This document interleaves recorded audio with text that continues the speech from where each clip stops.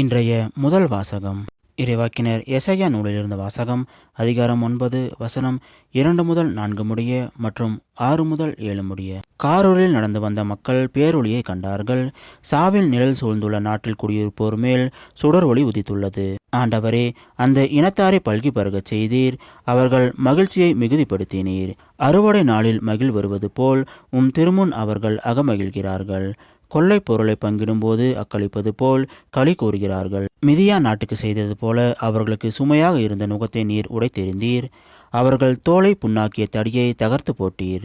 அவர்களை ஒடுக்குவோரின் கொடுங்கோலை ஒடித்தெறிந்தீர். ஏனெனில் ஒரு குழந்தை நமக்கு பிறந்துள்ளார், ஓர் ஆண் மகவு நமக்கு தரப்பட்டுள்ளது.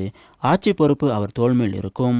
அவர் திருப்பெயரோ வியத்தகு ஆலோசகர், வலிமைமிகு இறைவன், என்றுமுள்ள தந்தை, அமைதியின் அரசர் என்று அழைக்கப்படும். அவரது ஆட்சியின் உயர்வுக்கும் அமைதி நிலவும், அவரது அரசின் வளர்ச்சிக்கும் முடிவு இராது. தாவீதின் அரியணையில் அமர்ந்து தாவீதின் அரசை நிலைநாட்டுவார். இன்று முதல் என்றென்றும் நீதியோடும் நேர்மையோடும் ஆட்சி புரிந்து அதை நிலைபெயராது உறுதிப்படுத்துவார். படைகளின் ஆண்டவரது பேரார்வம் இதை செய்து நிறைவேற்றும். இது ஆண்டவர் வழங்கும் அருள்வாக்கு. இறைவா, உமக்கு நன்றி.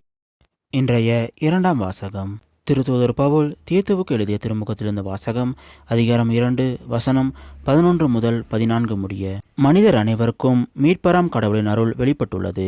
நாம் இறைப்பற்றின்மையையும் உலகு சார்ந்த தீய நாட்டங்களையும் மறந்து கட்டுப்பாடுடனும் நேர்மையுடனும் இறைப்பற்றுடனும் இன்மையில் வாழ இவ்வருளால் பயிற்சி பெறுகிறோம்.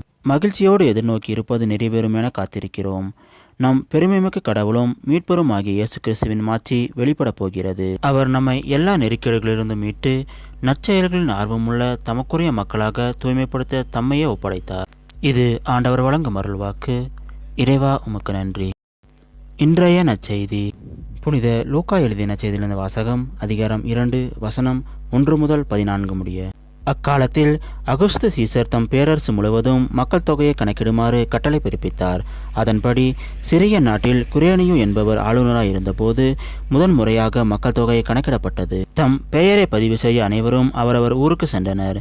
தாவீதின் வழிமரபினரான யோசேப்பும் தமக்கு மன ஒப்பந்தமான மரியாவோடு பெயரை பதிவு செய்ய கலிலேயாவில் உள்ள நாசிரத்து ஊரிலிருந்து யூதேயாவில் உள்ள பெத்லகேம் என்ற தாவீதின் ஊருக்கு சென்றார். மரியா கருவுற்றிருந்தார்.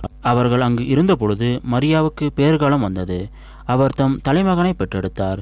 விடுதியில் அவர்களுக்கு இடம் கிடைக்கவில்லை. எனவே பிள்ளையை துணிகளில் பொதிந்து தீவன தொட்டியில் கிடத்தினார். அப்பொழுது அப்பகுதியில் உள்ள வயல்வெளியில் இடையர்கள் தங்கி இரவெல்லாம் தங்கள் கிடையை காவல் காத்து கொண்டிருந்தார்கள்.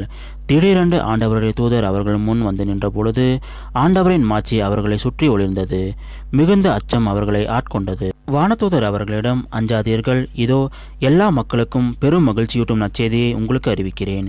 இன்று ஆண்டவராகிய மெசியா என்னும் மீட்பர் உங்களுக்காக தாவீதின் ஊரில் பிறந்திருக்கிறார். குழந்தையை துணிகளில் சுற்றி தீவன தொட்டியில் கிடத்திருப்பதை காண்பீர்கள். இதுவே உங்களுக்கு அடையாளம் என்றார்.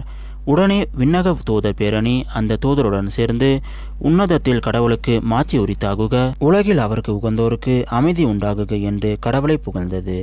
இது கிறிஸ்து வழங்கும் நற்செய்தி. கிறிஸ்துவே, உமக்கு புகழ்.